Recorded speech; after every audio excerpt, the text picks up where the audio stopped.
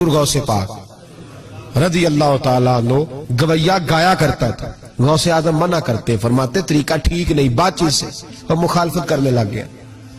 اور لوگ جب ان کے مفادات پہ ٹھوکر لگتی ہے تو وہ ذات پات پہ اتر آتے ہیں۔ وہ کہتا ہے جی دیکھو میرے پیچھے رش بڑا، لوگ سنتے بڑے ہیں، تو عبدالقادر تو معاذ اللہ جلتے ہیں مجھ سے۔ خیر بڑی مخالفت کی، باتیں ٹٹول کے لاتا، کھاتے کہاں سے ہیں، لنگر کہاں سے آتا ہے، یہ کیا ہے۔ حضور غوث اعظم ہنس دیا کرتے، فرماتے چل ٹھیک ہے موج کر۔ وقت گزرتا گیا، بوڑھا ہو گیا، لوگ اس کی آواز کے دیوانے تھے، گلے کی آواز بڑا سریلی تھی، وہ اب دھیمی پڑ گئی۔ وہ جو اسے سنتے تھے وہ کسی اور کو سننے لگے۔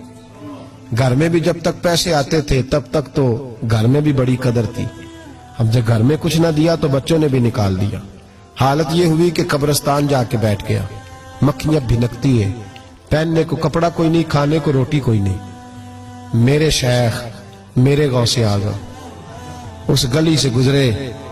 جب غوث اعظم گزرے تو اس کی حالت دیکھی تو محبوب پاک کا وہ طریقہ یاد آ گیا، سلام اس پر کہ جس نے دشمنوں کو بھی کوائیں دی، سلام اس پر کہ جس نے گالیاں سن کر دعائیں دی۔ تو حضور غوث اعظم گھر گئے، غلام کو بلایا، فرمایا 100 دینار لے جا، اس گویے کو دیا، بتانا نہ کس نے بھیجے، دے کے لوٹ آنا۔ وہ کہتا میں گیا تو بڑی بری حالت، پھٹے ہوئے کپڑے، خستہ حالی، جا کر کے 100 دینار دیے، میں نے کہا لو۔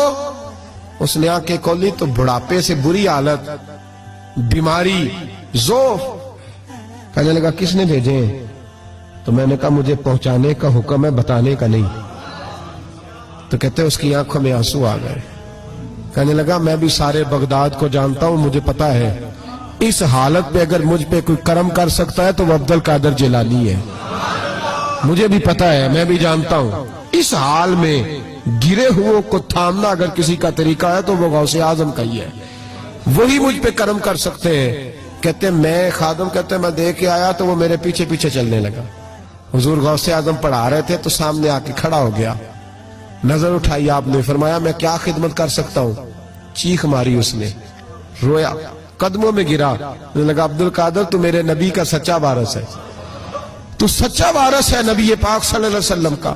میں ساری زندگی مخالفت کرتا رہا اور جب میرا کوئی نہ بنا تو میرا بن گیا، اب مجھے بتا کہ اس بڑھاپے میں توبہ کروں تو اللہ قبول کر لے گا؟ تو غوث اعظم فرمانے لگے تو سچے دل سے توبہ کر، اللہ تیری توبہ بھی قبول فرمائے گا اور تجھے اپنے نیک بندوں میں شامل بھی فرمائے گا۔ شرط یہ ہے کہ سچے دل سے کا، اخلاق کے لیے آئے، کردار کے لیے آئے، تربیت کے لیے آئے۔ ان لوگوں نے اپنے عمل سے ڈھیروں لوگوں کی زندگیاں بدلی۔ غوث اعظم مزدوروں کی طرح دین کا کام کرتے تھے۔ میں نے بڑا سوچ سمجھ کے فکرہ کہا، مزدوروں کی طرح۔ میں نے اپنے گاؤں میں کچھ ایسے مزدور دیکھے جو صبح فیکٹری میں دیہڑی کر کے آتے تھے تو شام کو دیہڑی کر کے آئے ہیں پوری 4 بجے تک 5 بجے تک، تو شام کو کسی آدمی نے مٹی ڈالنی ہے اپنے گھر کے اندر تو اس سے بھی ٹھیکہ کر لیا۔ اس نے کہا میں 300 روپیہ دوں گا، مٹی اٹھا لو۔ تو وہ مزدور گھر آیا تو اس نے کہا چلو بچوں کے کپڑے بھی لینے، عید بھی قریب آ رہی ہے۔ یہ مزدور لوگ بڑی جدوجہد کرتے ہیں، تو رات کو مٹی ڈال لی۔ حضور غوث اعظم نے مزدوروں کی طرح دین کا کام، یہاں تو موجیں لگی ہیں، تو موجیں لگی ہوئی ہیں لوگوں کی، یہاں تو لوگ ساد رنگ میں مست ہو گئے، کہتے ہیں بس ٹھیک ہو گیا جی، ہم بڑے پکے ہیں ان کے ماننے والے۔ غوث اعظم فجر کے بعد فقہ کا درس دیتے تھے، فقہ کا، ان کہہ دے وہ بھی مولوی سن چونکہ درس جو دیتے تھے۔ فقہ کا درس فجر کے بعد، ظہر کے بعد غوث اعظم لوگوں کو حدیث پاک پڑھایا کرتے تھے، عصر کے بعد قرآن پاک کی تفسیر بیان کرتے تھے۔ ہر روز رات کو عشاء کے بعد دور دراز سے مخلوق آتی تھی، لاکھوں کا مجمع ہوتا تھا اور غوث اعظم وہاں رسول اللہ کا دین لوگوں کو سمجھایا کرتے تھے۔ 1000 آدمی کاغذ قلم لے کے عالم بیٹھا کرتے تھے، غوث اعظم جو تفسیر بیان کرتے اسے لکھا جاتا تھا۔ یہ حضور غوث اعظم کا طریقہ ہے۔ غوث اعظم بغداد کی جامع مسجد کے خطیب تھے، وہ خطیب تھے مسجد کے۔ جامعہ نظامیہ کے نام سے غوث اعظم نے مدرسہ بنایا ہوا تھا، وہ ایک ادارے کے پرنسپل تھے، جسے الف با سیدھی پڑھنی نہ آئے وہ کہے میں بڑا ولی ہوں، مجھے غوث پاک کا فیض ہے، تجھے کس طرح کا فیض ہے؟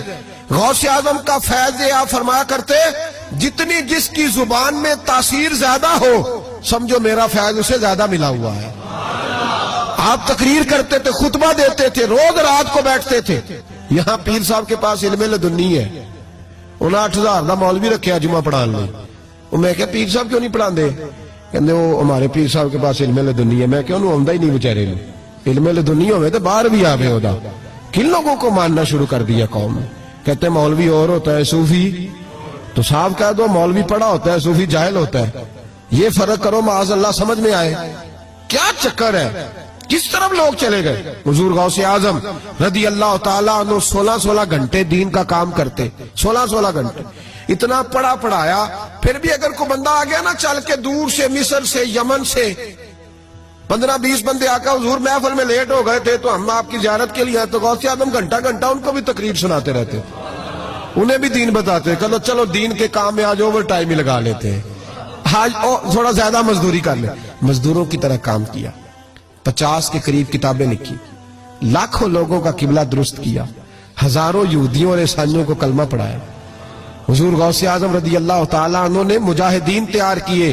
میرے ذمہ راہ حوالہ صلاح الدین ایوبی جب جنگیں لڑ رہے تھے تو بیت المقدس کے باہر کھڑے ہو کے کہتے تھے مجھے معمولی نہ سمجھنا, میں عبد القادر جیلانی کے مدرسے کا پڑھا ہوا ہوں, مجھے کوئی معمولی نہ سمجھے, میں غوث اعظم کا. اور 70,000 کی فوج